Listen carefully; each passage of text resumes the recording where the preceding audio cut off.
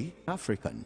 May 25th is a very important date in African liberation, and it is indeed celebrated as such by Africans the whole world over.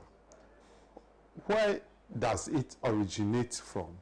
Indeed, it originates especially from the declaration at the midnight of the independence of Ghana on the 6th of March, the eve of 6th of March 1957, when the Osajifo Dr. Kwame Nkrumah declared, "We dedicate ourselves not only in the struggle to emancipate other territories in Africa. Our independence is meaningless unless it is linked up with the total liberation of the African continent."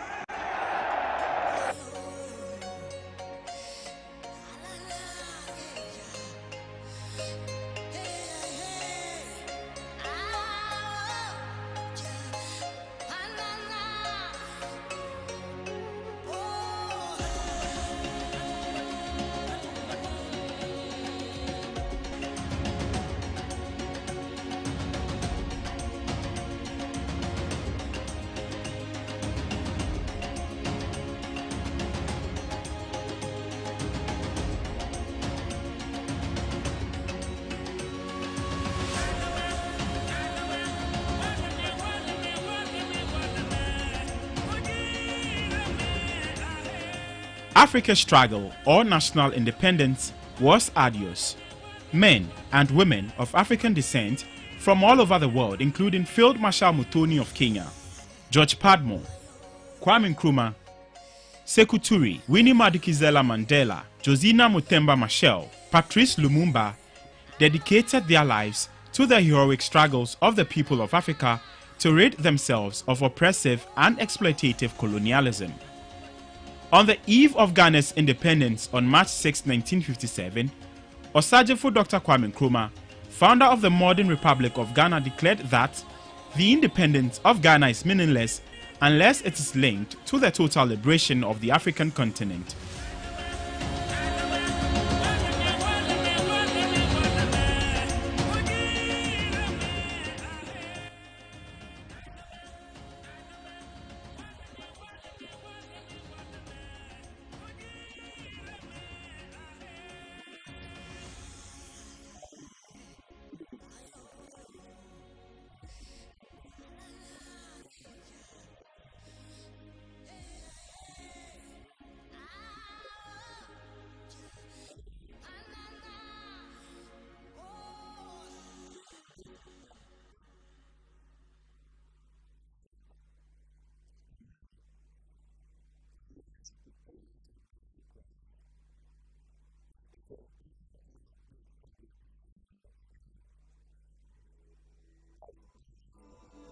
Of course, this declaration is situate within the context of the unity of the Pan-Africanist struggle, which at the 5th Pan-African Congress in Manchester, 1945, gathered together a whole host of African liberation fighters to plan for the independence and liberation struggle for Africa, which was then almost totally dominated by European powers. So the declaration was the expression of both the internal and the external foreign policy of Ghana. The internal policy being that we have liberated ourselves from colonialism, and in order for us to safeguard our independence and our sovereignty, there was the need for us to help our brother African countries who are under colonial rule to also become like us, that is to become independent countries, so that we could advance the project of African unity. An effective and a collaborative and a common action was needed as an attempt to confront the forces of imperialism and exploitation that was taking place on the African continent. So when and how did we get to this stage of our human development as Africans or black people? That for more than 400 years, black people, the sons and daughters of the African people were taken or kidnapped and shipped over across the Atlantic. Until today, we are still recovering from that effect. After that, we were fixed with our colonial, settler colonialism and apartheid. So we needed to resist it again, just as we fought our enslavement. So we were confronted with more than 150 years of colonialism, apartheid and settler colonialism. So Africa's response to this was to fight this, but this one was happening individually at the various levels of the African people, like the liberation movement. So for example, the CPP in Ghana was battling the British at that single level. The PIGC in Guinea-Bissau and Cape Verde were also battling the Portuguese at that level. So the formation of the OAU brought about a coordinated action against these forces of exploitation and then imperialism.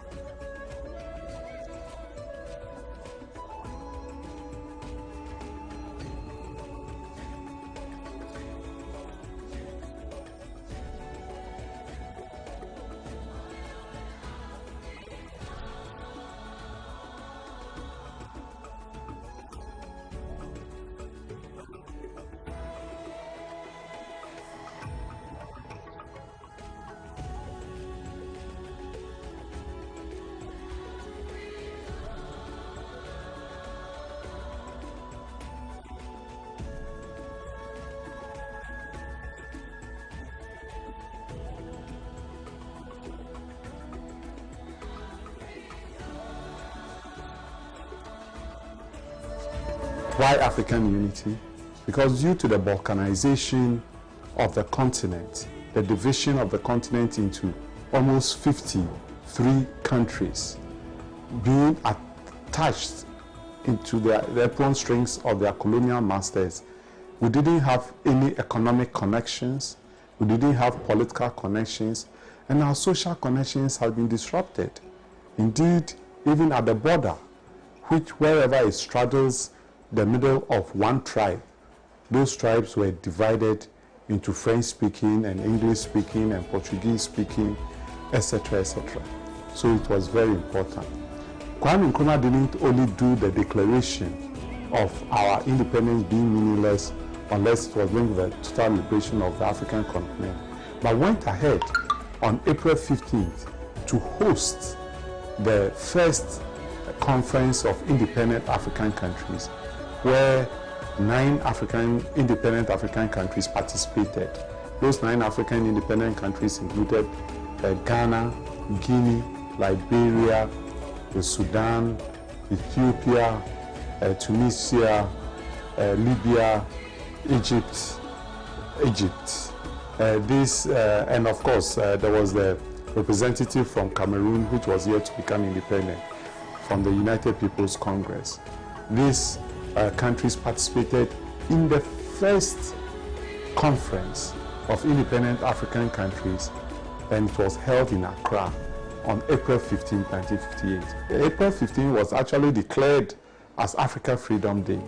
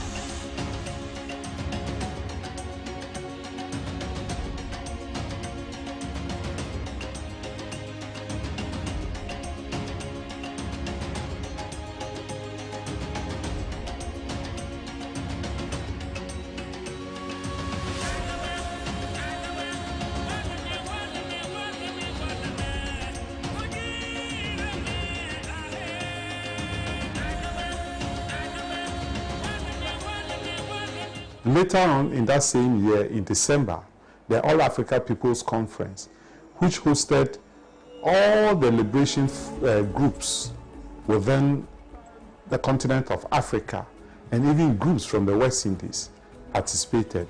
And that conference was also held in Accra to plan how to help these countries to achieve independence and to fight for national liberation.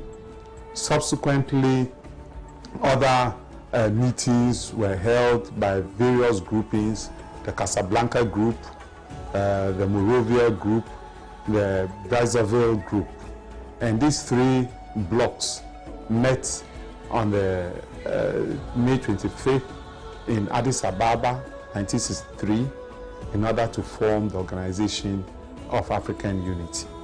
The Organization of African Unity has been very instrumental in uniting Africa, and they could have gone much further as the Osagifo wanted, but through the Liberation Committee, they were able to help in the fight, the ANC, in its fight against apartheid South Africa and bring it down, to fight against apartheid South Africa by helping SWAPO, Southwest African People's Organization, for the independence of Namibia and for the independence of Angola, and all the Portuguese, the so-called Portuguese African countries, Angola, Mozambique, Guinea-Bissau, Sao Tome and Principe, and other African countries which were under colonial rule. As you know, the Organization of African Unity was established in 1963. And at that time, there were still African countries that were under foreign domination. So one of the cardinal principles of the then OAU was freedom of the then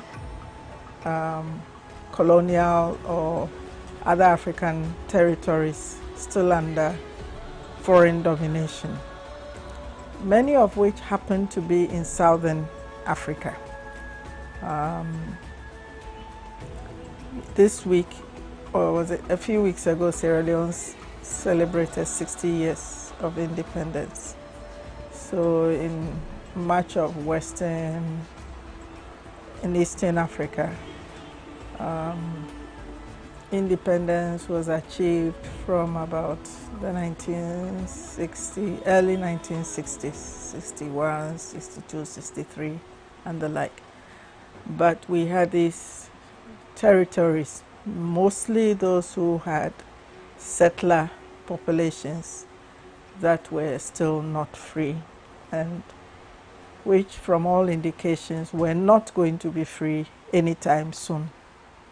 So the OAU committed itself to ensuring the liberation of all African territories from colonial or settler domination.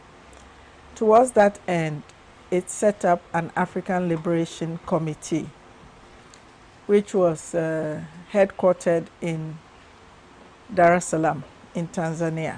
And that was significant because Tanzania became known as later as a frontline state. So countries like Tanzania, Zambia, they were bordering those territories.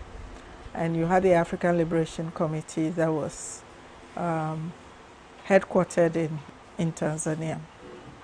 Basically with the objective of coordinating and supporting the countries, the movements in their struggle for liberation. And Tanzania became a hub of activity in the liberation struggle. It hosted reception centers for exiles and refugees from those countries. Which were these countries? Now Zimbabwe, Rhodesia then, Southwest Africa, Namibia, and of course South Africa and Mozambique and Angola. So the African Liberation Committee had a council of foreign ministers, because they were the ones who would implement the decisions of the committee. And of course, it also had the secretariat, the administrative general secretary, and then representatives of different countries. So Ghana was not a member. In fact, Ghana disagreed with that whole decision. So Ghana was not a member, but countries like Guinea, Senegal, Egypt were members of the African Liberation Committee. Before the founding of the OAU, all of these little actions were taking place individually, and that was not, and that it kind of lacked capacity to make any meaningful impact, because imperialism was one, and it was attacking the African people at that global level of might and power. So we needed to get together to fight it. So the OAU brought about a coordinated support for all the freedom fighters. There was also a liberation committee that was formed to provide some kind of assistance, like arms and other logistics for freedom fighters that were engaged in this exercise. Amilcar Cabral, the leader of the liberation struggle in Cape Verde and Guinea-Bissau, as I mentioned earlier, mentioned some of these examples, even though at some point that he admitted that they were not enough, but I think they were helpful enough to make an impact for their liberation process.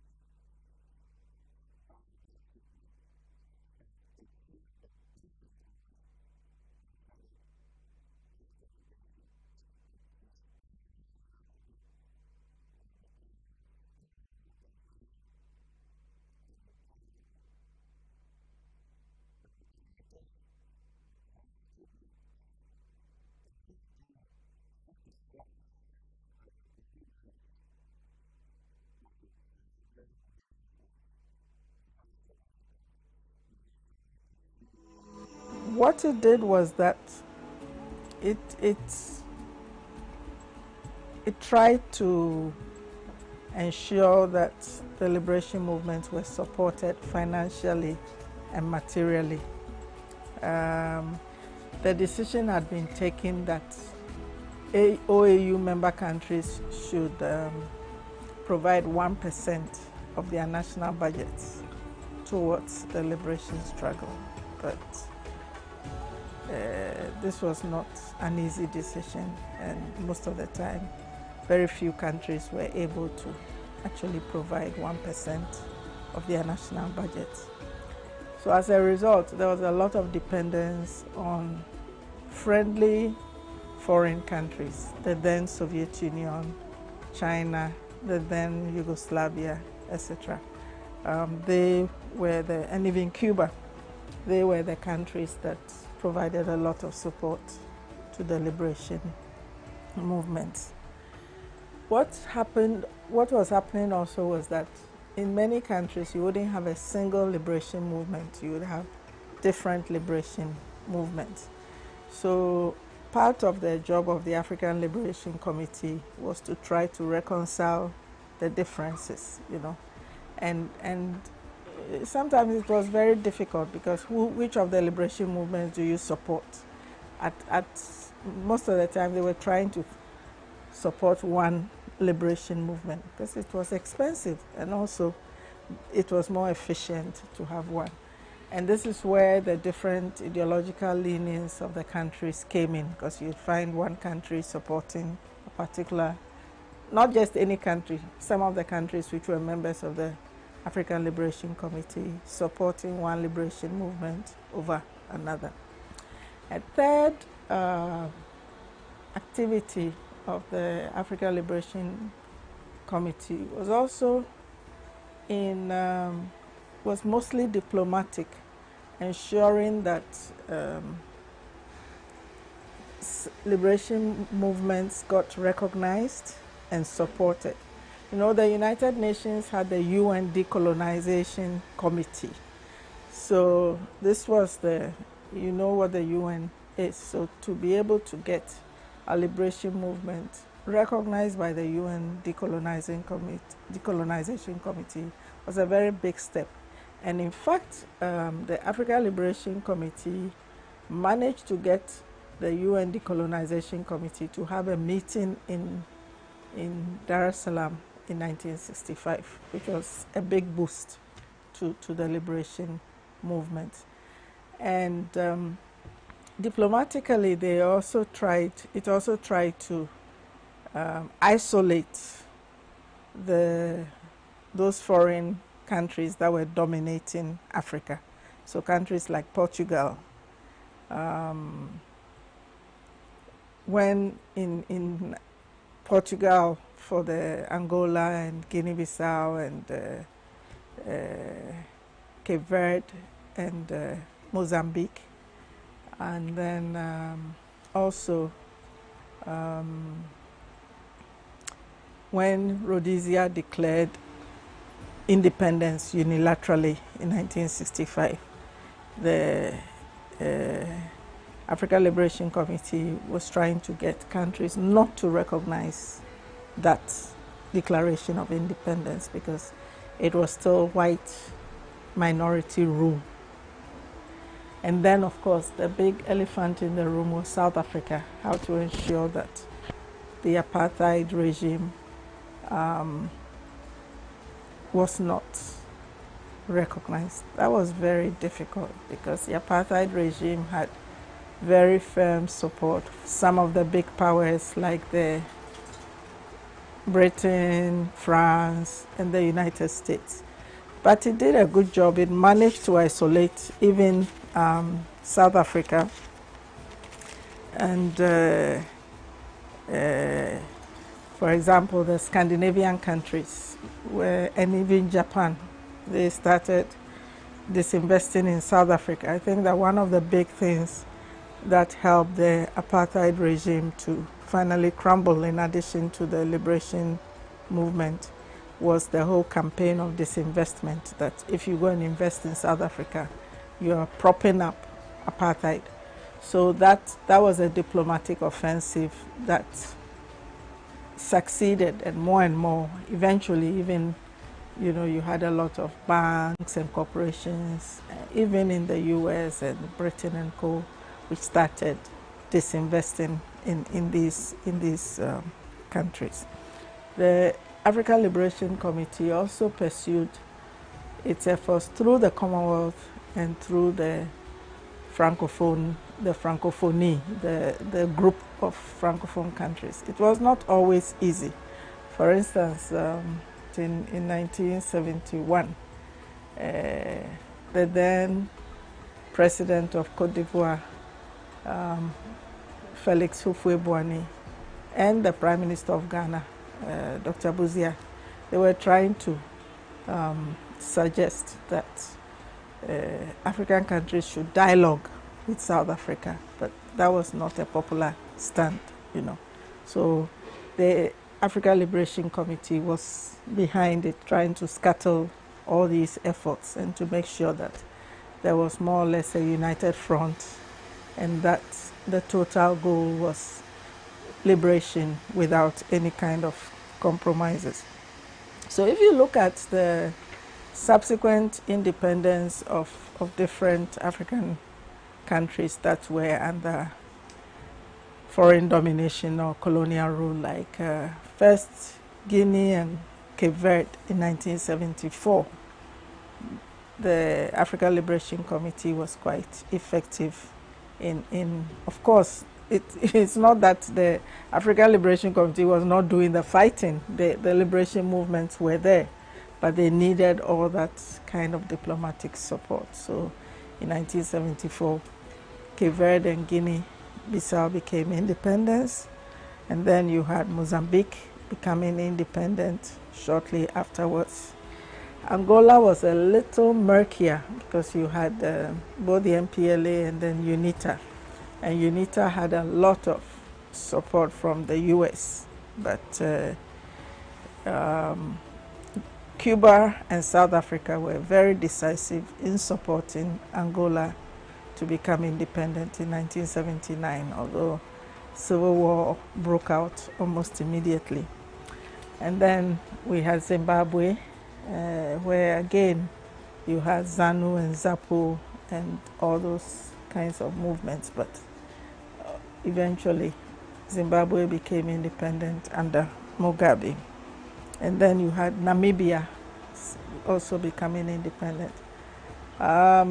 So eventually it was South Africa that was the big elephant once again. And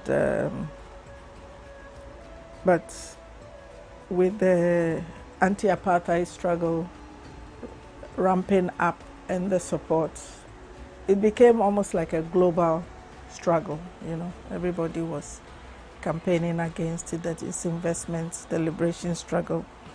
Then South Africa attained majority black rule in 1994.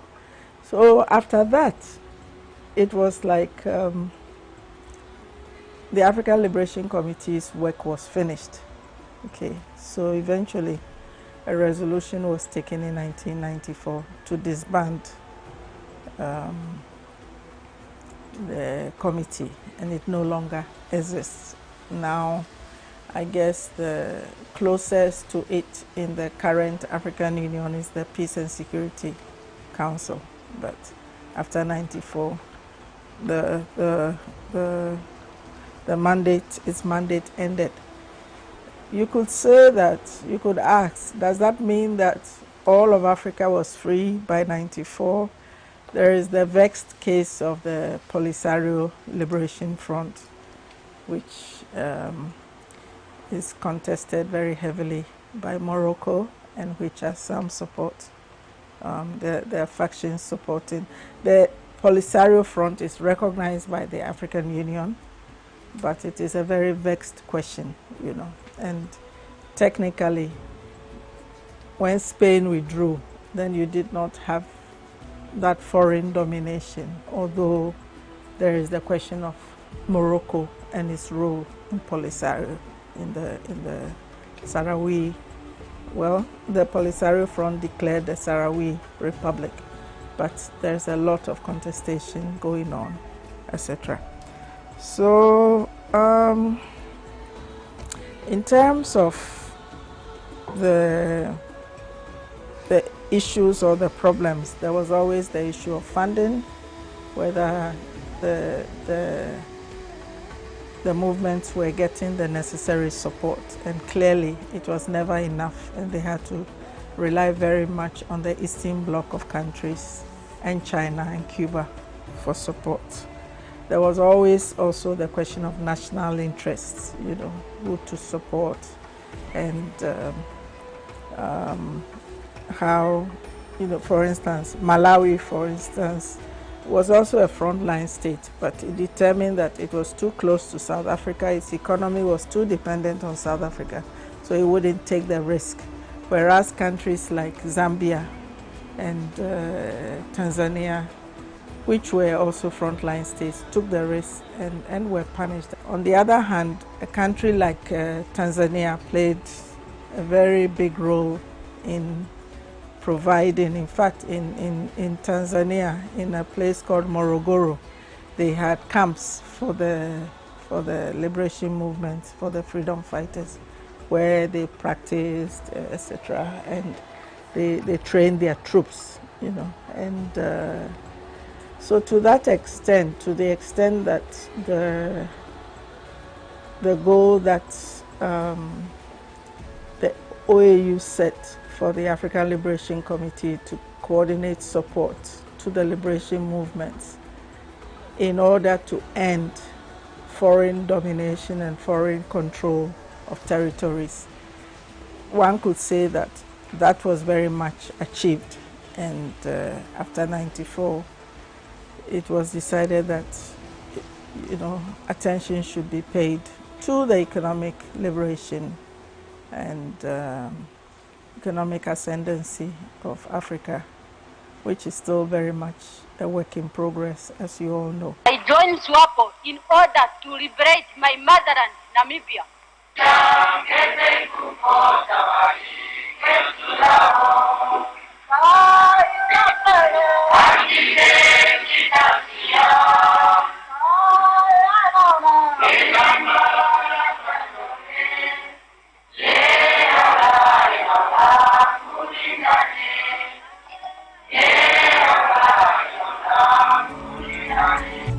In thinking about Africa's liberation, I think we have to think about it in terms of different phases.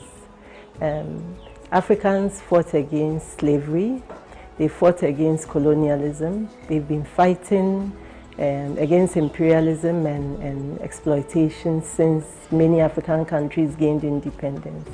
And today, in many African countries, citizens are fighting against dictatorship, corruption, and no figure who was leading the chants during the Sudanese uprising.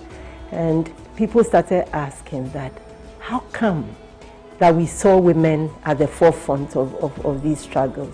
And the reason why it was so striking that there were these women was that not because women had not been involved in struggles, but many people had overlooked the involvement of women. So it was almost like a flash of light to see these women actually leading the struggles, clearly key strategists in the struggles. So it calls on us to look back into our history, and our history is replete with everyday acts of heroism by women against colonialism, and some unusual acts. So for example, there were the spirit mediums in the Nyabingi movement in Uganda, and this movement was led by women, and they were very engaged in the spiritual aspects of liberation. They became a force which organized some very important struggles in the anti-colonial struggles, not just in Uganda, but in Tanzania and Rwanda. If you take Mau Mau, women were very, very active in the Mau Mau struggle. Again, performing armed struggle, performing some of the most critical functions of social reproduction that have been left to women by society, the cooking, and looking after wounded soldiers and so on. And then if you look at the liberation movements in Guinea-Bissau, in Mozambique and in Angola, women took up arms. Also in Zimbabwe, women were very active in the armed struggle. And even in those armed struggles, they continued to perform all these acts of social reproduction. At the same time, they also took up arms. And in movements that recognize the leadership of women, it's arguable that those movements basically did better than the ones that did not. Take the example of Ghana, in our own anti-colonial struggle. One writer about the anti-colonial struggle, C.L.R. James, said that one market woman was worth 12 Achimota graduates. And he was paying tribute to those market women who were very key in mobilizing for the CPP in the anti-colonial struggle. But for the work they did, the liberation of Ghana from the clutches of colonialism might have taken longer. And the unfortunate thing is that they are not given enough credit for the work they do. And it's been said that a society that does not recognize its heroes is bound not to do well. And so thinking about Africa's liberation, honoring these women who laid down their lives, supported the struggles of entire generations, took up arms themselves, and basically brought up a new generation in the midst of crisis. It's very key to our becoming a strong force for liberation for our future.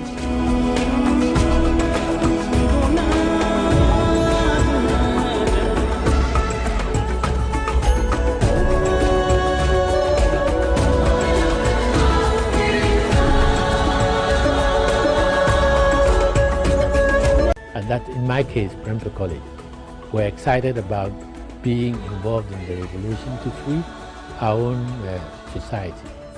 So it was a major thing for us to be involved, and we all had to be involved. We have to also take the situation during that time. In 1949, two major things happened for us, and at least for me. One of them was the positive action, which was enunciated by Osagyefo Dr. Kwame Nkrumah. We as the young people were all taken by positive action, which we felt will help us liberate our country.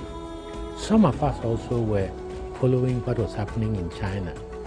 And the fascination of China was the Great March, which finally culminated in the victory of the Long March, as it was called. And Mao Zedong came in 1949 to be the leader of China, which has since then grown to be a major world power, which it wasn't at that period of time. So 1949 was a significant year in terms of our own development, in terms of our own advancement, in terms of our revolutionary matters, and also support for those fighting against imperialism and so on. So this made us grow up thinking of all the fights which we had to do, first to liberate our country, also to help liberation of other countries. And so it was a very exciting period for me anyway. And I took part wholly in this exercise, in this adventure, if one may call it so. Furthermore, after I left Ghana, I was also thrown into the situation of revolution in Europe. And I was at one point General Secretary of WASU, and WASU's advocacy and support for countries in West Africa, basically, and also other countries, for their independence and for their human rights. My own personal involvement in some of these things was that I became General Secretary of WASU. And as General Secretary of WASU, there was a lot to do in this enterprise about development of our society, changing the stage of our governance, getting our independence and so on. And so everything done was in advancement of our own independence, which was paramount. In 1959, I was in Vienna, and this was the famous World Youth Organization, which met to try and advance the youth of the world in their independence and so on. 59 was interesting because this association, which all the countries which met in Vienna were fighting for human rights, they were fighting for independence and so on. And one significant thing was the historic Cuban revolution succeeded. So all these young Cubans came, and we worked in Vienna for mankind. That is something which I had the opportunity to participate in because of my role as a General Secretary of WASU and so on. Furthermore, I became the President of Committee of African Organization, we call CAO.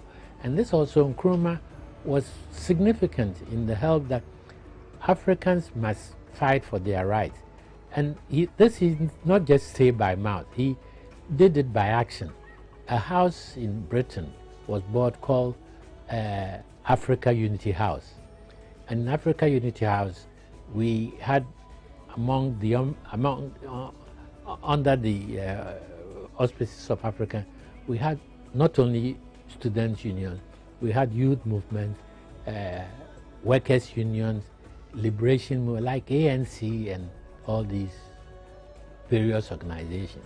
So it was a period, for our period, was a period of struggle. And if you were in there, you either struggled or you stayed behind. Those of us who felt that the struggle is for us and that we should do whatever we can, continued. In my days at Committee of African Union, we happened to make some kind of engagements with people. One of them, which for me was significant, was inviting Malcolm X to come and speak to the Africans before he was assassinated. And the role he played in America and also among the black people to try and bring black people everywhere together was immense. So that was another period. So for me, I think the revolution has always been part of me. It is still part of me in terms of whatever we see. Sometimes we do not talk. We just see things going and we can advise here. But our past and history of attachment, for instance, I knew Che Guevara well. Malcolm X was my friend and all these people because of the role I played as first the General Secretary of WASU and also as a President of the Committee of African Organization.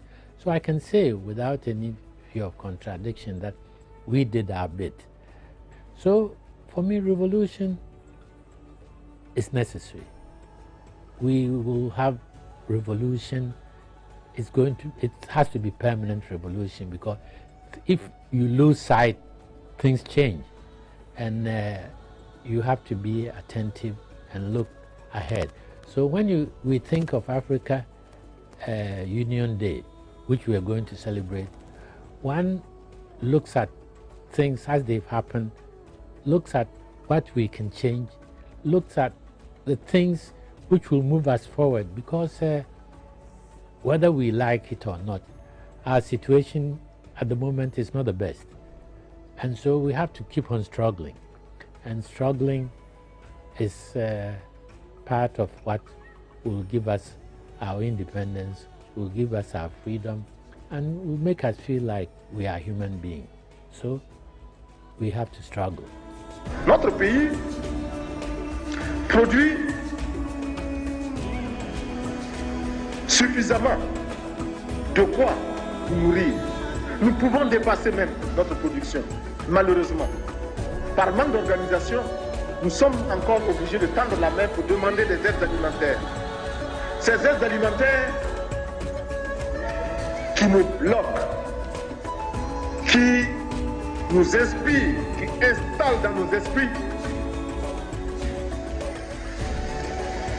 cette habitude, ces réflexes de mendiant, d'assister.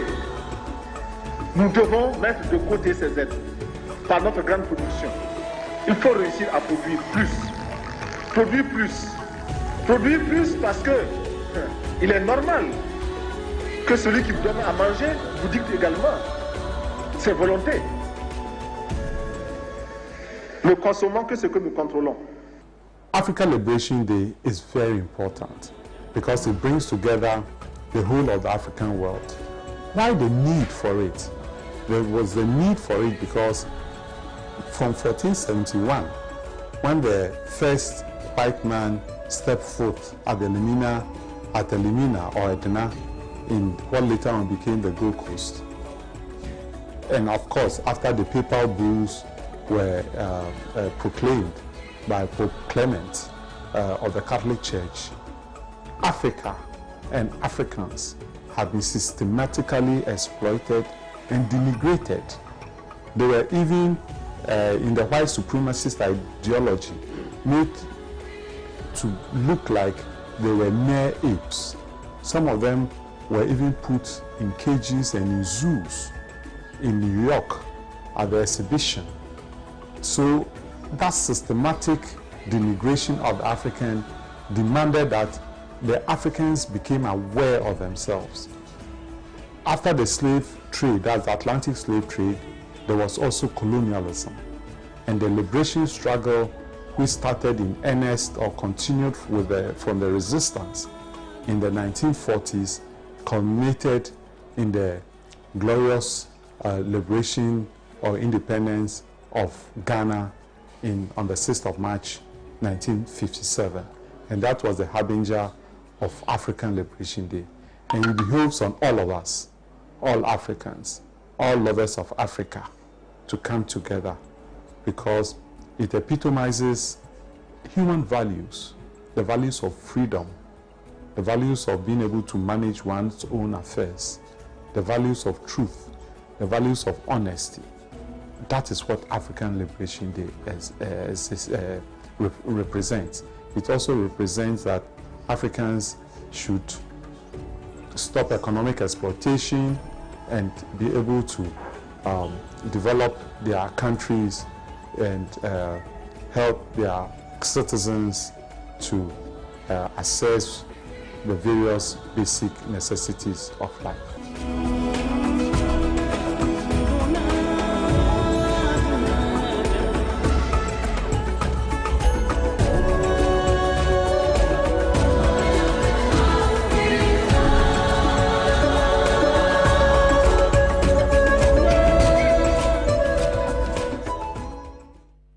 The agenda of the independence movement to struggle for a situation in which Africans have the power to elect their own leaders has been subverted by corrupt and irresponsible leaders throughout Africa. These leaders who are trampling on the rights of their people. These leaders who are rigging elections. These leaders who are facilitating the thievery of African resources by imperialism do not represent the interests of the African people and indeed are not the choice of the African people. We need to intensify the struggle for the total liberation of the African continent, to give meaning to our independence by taking over the control of our resources and by exploiting these resources for the benefit of the African people. We need to intensify the struggle for freedom in Africa by linking up with all the internationalist forces engaged in similar struggle, by linking up with all the internationalist forces which are gearing their efforts towards the liberation of the working people from the clutches of exploitation, from the clutches of oppression, and from the clutches of degrading labor. Today, as we look around Africa, it is obvious that the AU or the African Union no longer represents the interests and aspirations of the African people. The AU, and indeed its leaders, represent the surge of neoliberalism throughout Africa. The surge of neoliberalism throughout Africa, which insists on the privatization of state enterprises, which insists on the limitation of access to education and other social services such as education, housing, and health. The neoliberal order, which has led to the massive devaluations of African currencies.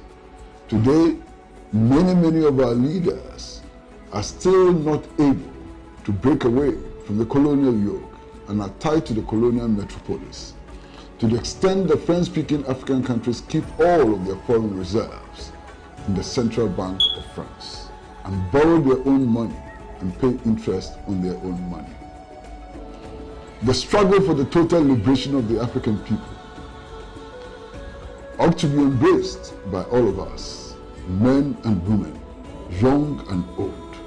All the peoples of Africa need to be mobilized in this big struggle, which will finally lead to our liberation from slavery.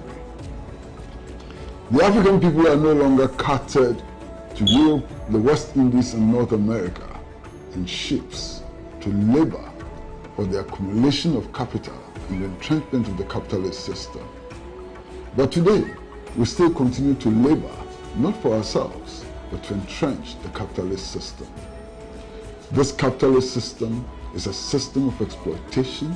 This capitalist system is a system which enables the capitalist powers, the multinational corporations and so on, to siphon our resources, to enhance their system of exploitation and so on. And we need to smash the capitalist system as part of our effort to liberate ourselves from the clutches of exploitation.